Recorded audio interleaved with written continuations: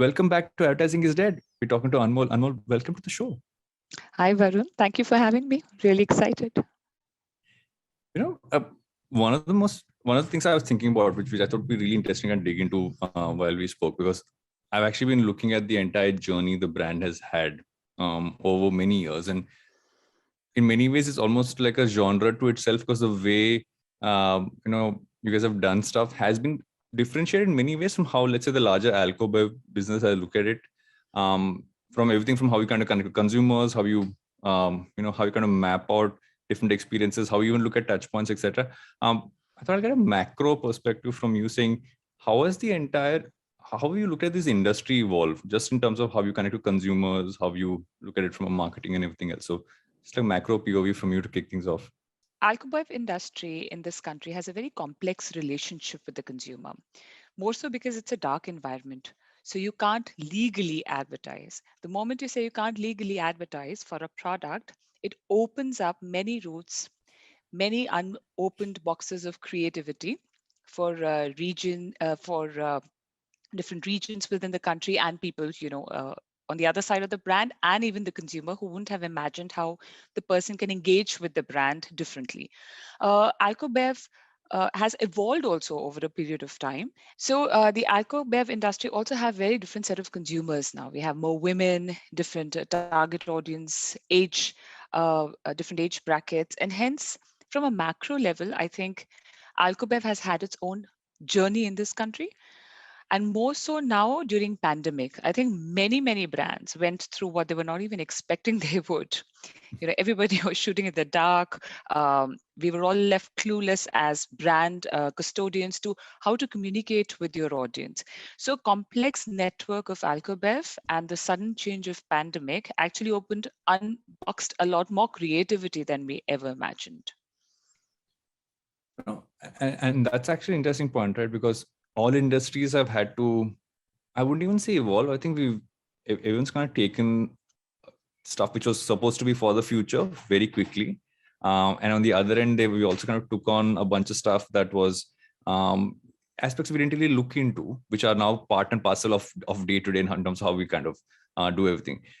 What for you has really changed in the last couple of years? What's really been the aspects that weren't necessarily a core part of the mix, but are very strongly there now? So from an AlcoBev point of view, I think what has evolved massively is how you engage with the brand and what's the emotional connect you have with the brand. More so AlcoBev. I mean, people had emotional connects with probably more consumable products and not as much as FMCG, fast-moving everyday household products. But AlcoBev holds a very special place. Brands in the AlcoBev industry actually make some moments really memorable for a lot of people, and hence it dials up the personal experience aspect of it, and it gets coded in the memory as a good memory. I think that's what the industry, all brands in this industry, have continuously seeked out to do, like create experiences for target audience across channels. That has evolved quite drastically in the last 2 to 3 years. And when I just look at the kind of properties that you kind of built out across brands, there are some which is obviously like what you would assume that you're going to do stuff with music, but you're going to be stuff around food and many other pieces. But when I look at just the way in which it functions, what I feel that is that in many of these cases you're going to have almost like stuff you can kind of slap on, which will to a consumer seem like you just slapped it onto the brand and you're just doing it that way. But in many cases, how you also need to make it seamless. And whenever I've looked at any of the properties that kind of built out, there's a certain seamlessness to it, which it almost feels like it's almost property first, but the brand's a core part of it. And I think what I'd love to understand is, what do you look at as touch points kind of build that out? What are ways in which you can make sure that when as a brand you're building an experience, let's say with music or with food, or even the social media star one, for instance, was there. How do you build the sort of where you keep the brand at the core of it? Yeah. So So Varun, for Bacardi, the philosophy that we follow in the company very, very strongly is that we keep consumer at the heart of whatever we do. So you have got to think like the consumer. You got to sit in his chair, her chair, and feel what they feel. And everything stems from how they feel, what they think, and why they do certain things. It's not what they do, it's why they do certain things. And consumers have also evolved drastically. There are different ways they're able to express themselves. So the one word, for example, if you were sad about something, it's just not you're sad about something. You could be depressed, you could be demotivated, you could be exhausted. So what I'm trying to focus on is that the inside of the consumer is also fragmented in many other smaller insights, which are very, very important, because it tells you exactly how the consumer feels, what they seek out to do. Brand like ours, like Bacardi brand, forever, if you go back into the memory lane, it stood very, very strongly for music, right? Yeah. Bacardi Blast started in this country was a cult, and we continue to do so with evolution on our music platforms. You can't create anything for a consumer. What you do is you serve the culture that is going on in the current scenario. And the way you serve it, the better way you serve it, will then lead to a seamless integration of what you want to do for the consumer. So it's consumer insight, what they're trying to seek, what the culture is, and how the brand like Bacardi, and we have other brands as well, like Doers in food, Breezer in hip hop culture. How do you serve that culture, which makes it more relevant for the consumer? I want to pick up from that point, right? Is that in many of these cases, you will have, for instance, a property. And when I look at each of these properties that you've just mentioned, a lot of them have almost seamlessly been a part of culture. When I look at Breezer and hip hop and the entire, dance experience and everything else, or even if I look at something like NH7, which has obviously been around and it's almost been a core part Yes. of we've all kind of consumed music. Like I know it has been for me for many years. How at one point, obviously the properties as they get larger also evolve and add many pieces there. How do you make sure that the brand doesn't get lost in it? Because I think that's also an important point. And many times what happens is, I think this skew between content first to brand first, the chance to go one side or the other is very high. So how do you make sure that there's a balance there? Yeah. So very interesting question, Varun. And it takes me back to when NH7 Weekender was being designed for Bacardi, Bacardi NH7 Weekender, and how it has evolved. If you look at the music festivals in and around the country, they all pretty much looked the same, except probably the location changed or the different artists came. What is important for a consumer when a person lands at a festival is more about the ease of being able to see all the artists, to be able to bring your kids, your pets to the festival, to be happy at a festival. And hence, Bacardi made NH7 Weekender one of the happiest festivals ever, and which was the differentiated factor. Now let's continue on that journey of how it evolved when pandemic hit. When pandemic hit, the experiences were taken at the home occasion as happy at home with Bacardi. Now, how do you seamlessly integrate your brand when especially you're keeping consumer needs and the construct of the festival in front is when you look at the values of the brand. The values of the property and the values of the brand needs to talk to each other like they are from the same mother. Else, it will be like your brand is posted on the property. It has to stem, Yeah. the values of the core construct has to speak to the values of the brand. And that's when it seamlessly integrates and it looks like to the consumer, it doesn't feel like anything is being forced to the consumer because outrightly the consumer is going to reject it. If you try preach the consumer or you do a broadcast to the consumer like the old fashioned way, no one's interested, including Yeah. me. And that's actually a fact, right? And the more I'm looking at how the modern consumer has evolved, just seeing the fact that the modern consumer today knows the fact that, okay, brands are going to be part of my content, are going to be part of what I experience, are going to be part of, let's say, an event I plug into, or anything else. And they're okay with that. I feel that where they have an issue is when it seems like we said, I think just like slapped on, or just kind of like it doesn't feel like it's part of the same piece, which has been one of my issues with a lot of content that comes out. Many times it feels like, okay, why is this brand a part of this? Like, doesn't make any sense. And sometimes it's so obvious glaringly that I'm like, how did the brand kind of jump onto that? And in many ways, I think that tags back to how we're even looking at consumer data, how we are looking at how they're, what they're reacting to, how they're reacting to it. So when you look at that aspect of it, how have you seen that part of your function evolve? How do you look at data now? How do you kind of, and what surprised you from some of the data that you've come across in recent times? So data is a very interesting topic of late because thanks to pandemic, I think everything became digitalized. We had the the rebirth of the QR code. QR code existed earlier, but it floated in the system, and it sort of emerged all over again. So this whole contactless services deliveries have led to the evolution of QR code, and data is plenty now. But what is more important is data that serves the insights that you have already collected and the way we read data. So in today's time, we actually get data for not only AlcoBev but also other categories of when the consumer what the consumer bought, when did they buy it, what was the need for them to buy it, how many people were together when they were buying it. We use similar kind of, we also sort of focus on first party data collection that tells us what our consumer prefers in terms of brands, at what time, what are the mixers that they like, what would they like to drink doers with, how fast or how close the delivery of, how easy it is for the consumer to access the product and stuff like that. So collection of data, if can serve the insight and can lead to a purpose-driven action, that's the relevant data for us. Less, everything is the sea of data clutter. Mm-hmm.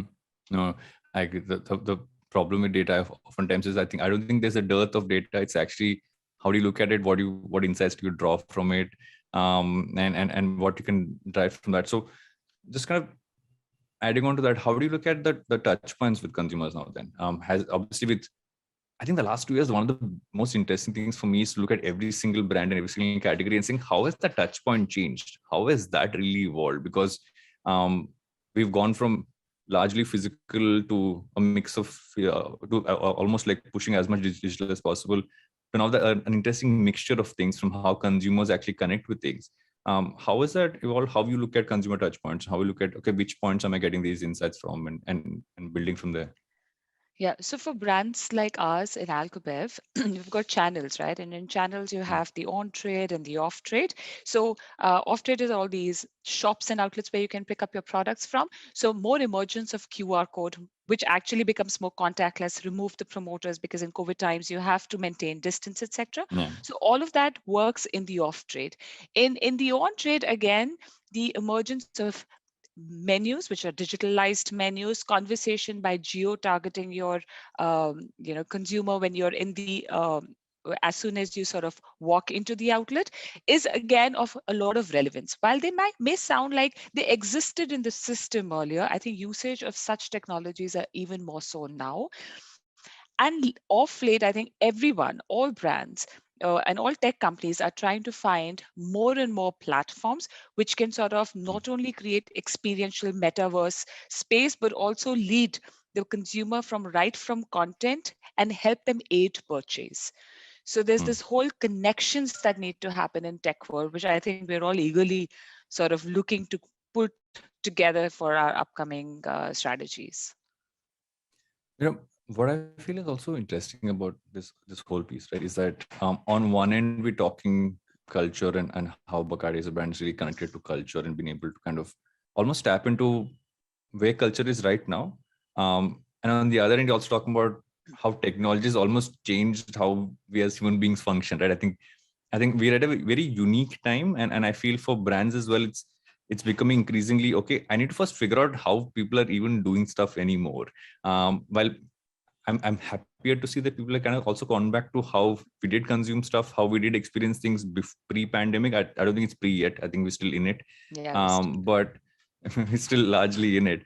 But when you look at this entire piece, how do you make sure that you have a tap on culture in terms of saying, "Okay, this is where culture is right now.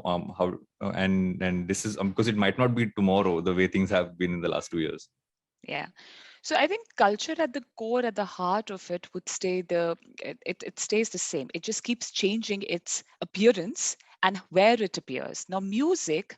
Let's take music as a platform. So music as a Mm, platform is I think so integral to humankind as a culture, which is here to stay. And the way it has evolved, it became to a point. I think in the beginning it was just very broadcasting in nature through very traditional mediums like TV and radio. And then it became all about touch and feel. You can actually access the musician, which otherwise you heard him on the radio or television, and you could see the musician in like 3 feet distance enjoying your Bacardi. And then came the time when you could actually even you can even participate with your musician in one-on-one conversation on social medias, which actually breaks the broadcasting medium and makes it a two-way engagement model. In today's time, you're sitting on your screen, you're actually connecting with your friend overseas, and you're also again listening to your musician, and maybe even you get a chance to even participate in creation of his music. So the music culture is as a culture, it'll keep only growing, but the appearance of it and how it appears to on different mediums and channels will keep changing. I think that's what is to be kept in mind versus thinking, oh, the culture is changing completely. mm. And I think that's a very valid point, right? And I think on the other end, what's also and as you mentioned this very early on in the chat is that AlcoBev was always focused primarily on men in I think most categories, just in terms of as a consumer. And it's great to see that's kind of changed as well, because I think the modern consumer is no longer just a guy going out and buying a drink. Thank God for that. And how has that kind of, if I look at it from a marketing perspective, how has that kind of changed certain things that were almost core to how we would market this category, and almost like, because it is leading to the future and thankfully it's moving in that direction, but what has kind of changed in just in terms of how you kind of build out each marketing piece around the brand? Yeah, interesting question, Varun, because it immediately brings me to the whiskey category. India is Hmm. one of the largest whiskey drinking countries in the Yeah, world, and it's amazing how much yeah, whiskey this country can it's consume, right? crazy. And everyone is a whiskey connoisseur. Everyone is a whiskey expert. You talk to, there's a malts guy, there's a whiskey guy, and they're there to give you unsolicited advice, and they'll also probably look below down at you or include you in their gang basis what brand you drink. So Yeah. that's whiskey is a culture in this country. So having said that, when we launched our brand Doers is the new age whiskey, and we had Hmm. very severe competition in the country. What Doers has done very cleverly in the past and continues to do is that we have tapped into the changing, evolving culture of our target audience. At the same time, we've kept brand values at the surface of it. So as soon as the pandemic hit, actually, we did you know how this whole how this whole wave of master chefs came into being. Everyone Mm-hmm. was a master Mm-hmm. chef because we didn't know how Yeah, yeah, long it was going to be in the lockdown. So yeah. everyone was cooking, baking, and doing stuff. At the same time, home occasion became really big because people were consuming premium brands because they could now afford the premium brands because they were not paying the taxes, going out, the cab fare, etc. So your dispensable income became a little higher than that how much would you spend otherwise you would land up spending if you went out. So people started Yeah. consuming premium brands. And in the space of home occasion, so Doers had created You Got Chefed, a food Mm-hmm. series with renowned chefs. We took Mm-hmm. that online, and in this whole wave of master chefs evolving, food as a culture, Doers served the culture through creating a digital platform called Doers You Got Chefed. And that was a very big success. So why I'm giving you the example is in an entrenchment in a market which is so dense with whiskey category, and it's a super cluttered category. This is how, by serving the pop culture, which is the food, by riding on the current trend, which was the master chefs online, we actually brought the doers values up, and we created buzz, we created noise, and had strong engagement conversations for the brand in the consumer audience. Yeah. You know, one of the things that I call it almost like my pet project is to understand how marketing teams have evolved, especially over the last couple of years. What have you kind of added into the mix? What is the composition like? Because it was pretty much a cut, copy, paste in many cases, right, across brands, even to like about a decade plus ago. But I think that's fast changed. And especially with brands which have multiple categories, well, all across the AlcoBev space in your case, but I think each of your brands has such a distinct focus and a distinct audience. How do you structure your team? How does your team function without giving away any secret sauce that you can't give away? Sure, Varun. Actually, marketing function is like ever changing, ever evolving. There was a time when you used to have one individual who used to do sales and marketing. So I think starting from there, what marketing needs in today's time is not a model which is like, because of the, especially because of the consumer, it's not a model which is like a very traditional model. You know, you have, say, one retainer agency who sort of helps you pull out, say, 4 to 5 creative pieces throughout a year. You're actually, each brand is churning around more than 1,000 pieces, content pieces, big advertising in a year versus like those 5. So there is no only a retainer model doesn't help. You have to go to different agencies, different individuals to create, to help, and even in-house agencies to sort of help evolve with the fast-changing consumer and put out pieces of content, engagement, platforms, activations for the consumer. And how I see it now is that research, data point collection, digital, all these are such fast, and even tech interface, all these 4 platforms are such fast evolving platforms that one brand manager who's managing the health of the product, health of the brand, I don't think can be stretched so much. So fast evolving marketing teams in time to come would need experts who could do that for all brands. And while the manager, the one person who manages the brand, focuses on the overall P&L of the brand, overall strategy for the brand, short term and long term. I think we all desperately need tech interventions and would Yes. need tech experts as many as possible. How is that? I mean, you spoke about that earlier, just in terms of how they experience, how you everything from the menus to how QR codes, everything else. Um, how has tech become a large part of your life? Because anybody who's in advertising and marketing now realizes that we are a tech business now. It's just gotten pushed into that direction. I've heard terms. I think I've used the term stack more than I've used any other term in the last 1.5 years, which I never thought would be the case. But how has tech become a core part of how you and your team function? So see, if the consumer's world has moved to a mobile, he's shopping there, she's watching content there, she's on it 12 hours a day doing different things and not just social media, then that mobile phone actually serves the person so much that you need to know all about what exists there. And because of that, I think tech interventions are required in marketing because, like I said earlier, we need to move from content, which is more about awareness, leading to consideration, how awareness actually help consider the brand. From consideration, we also have to move to conversion, right? It has to convert. So for that, even if I look at how we are currently functioned, we have a digital team who works very closely with brand managers to look at the digital part, which is the awareness part. The consideration part is also looked by certain campaigns, in certain campaigns where we look at how call to action could be, what could be the offline conversations that we have to have with partners to focus on the consideration and conversion. As you all already know, that e-com is evolving in the country, and we have AlcoBev for the first time in e-com in India in the last 1.5 years, and is here to stay. So e-com is one place where consideration is changing into conversion. And over and above, we also have special projects, right, which will sort of fit in all these 3 touch points very differently. So you need somebody to even sort of work on those special projects. So yeah, tech is here to stay. It's making us all very busy. Yes, and hopefully some of the stuff gets automated. Like we're seeing more and more happen, and all the fun stuff stays with humans is what I generally turn around and say. Uh, I want to take a step back and actually ask you about your own individual journey, right? When you started off your career, is this what you set out to do? Was this the plan? Because I often feel, and when I speak to a lot of some of the people who consume this podcast, I'm turning around and saying that not everybody has the exact plan on day one. It evolves over time.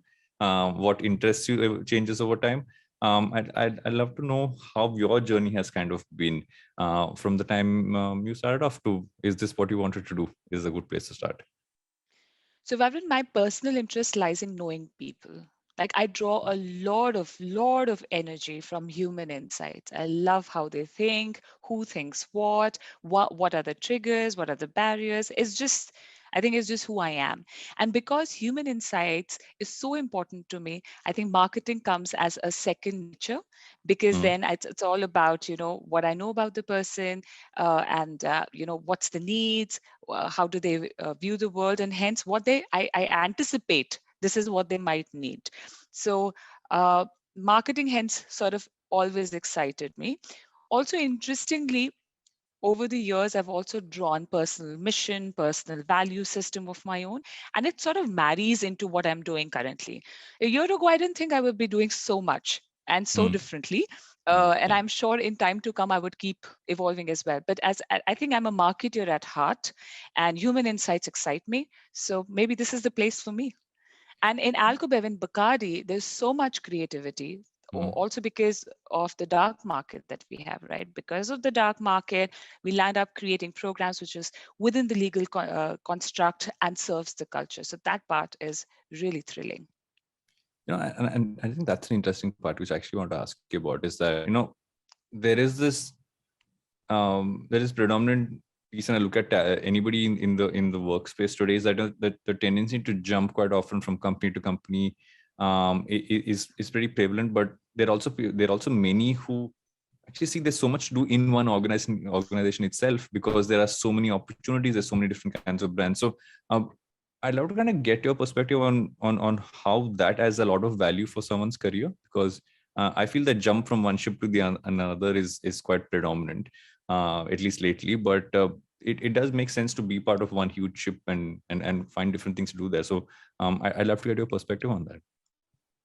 So, Varun, I think it's honestly to each its own.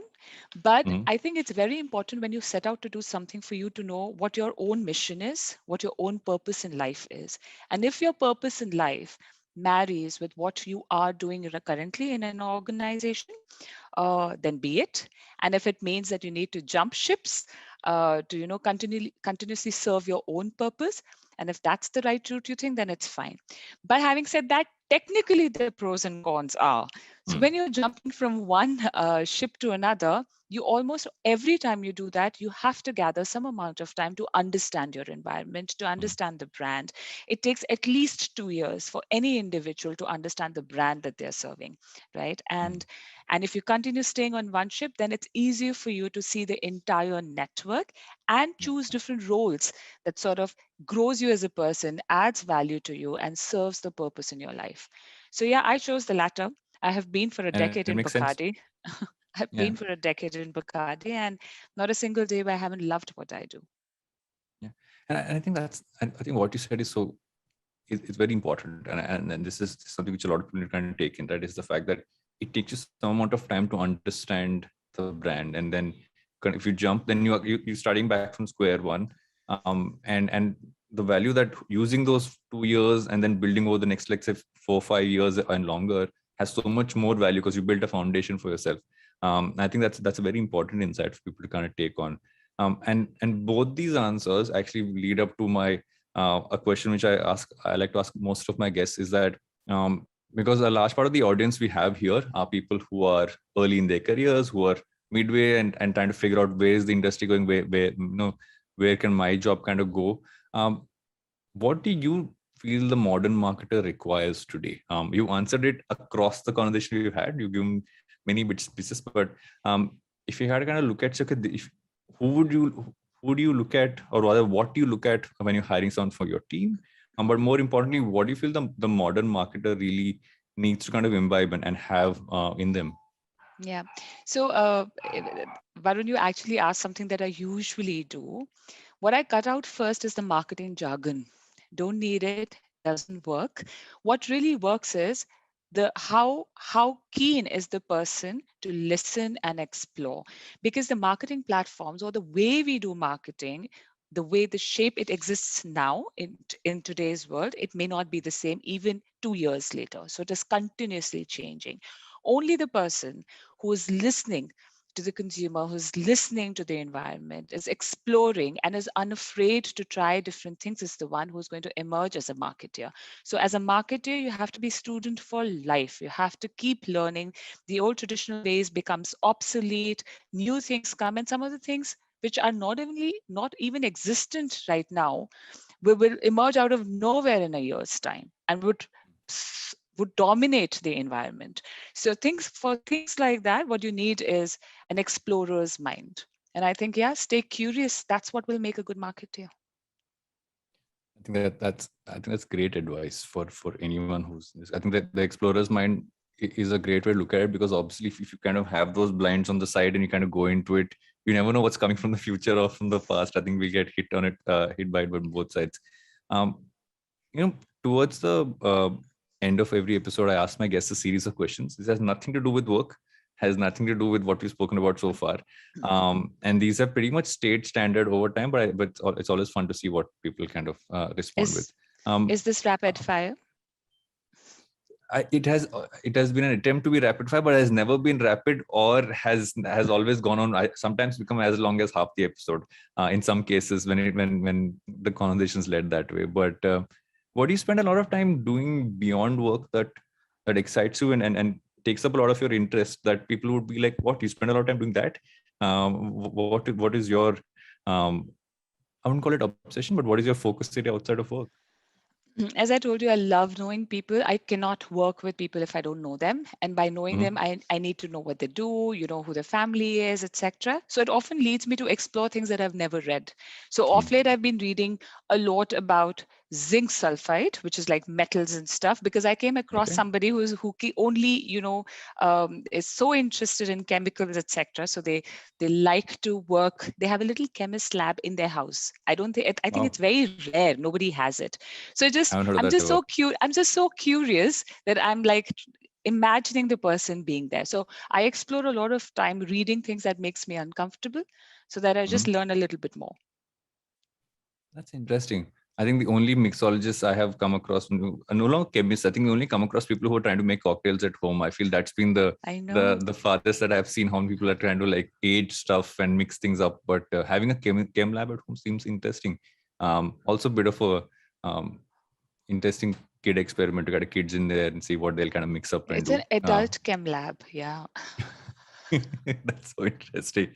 Um, and taking from there, because you mentioned something which you're reading, anything you've read, watched, or listened to recently that you'd recommend? I read this very interesting book called The Growth Mindset. It is Mm-hmm. by a psychologist. I can't remember the name offhand, but I picked up that book for more parenting, because Mm-hmm. it floats like number two in parenting websites. But when I Mm-hmm. read it, I realized everybody should read it. It is a how we have created a culture where we only reward the winners and not reward the effort, and how growth Mm-hmm. mindset is only about rewarding efforts and how parents should adopt it. But I think everyone should read it. So growth That's mindset lovely. it is. Yeah. I think the only other place I remember reading about this concept was, I think, was it Satya Nadella's book? I think Satya Nadella's book also spoke about this, where he talks about that how this is what we should kind of take. And I'm happy it's coming in different places, but yes, effort needs to be rewarded for sure. Next one is the most random question of all. It has always been on this show.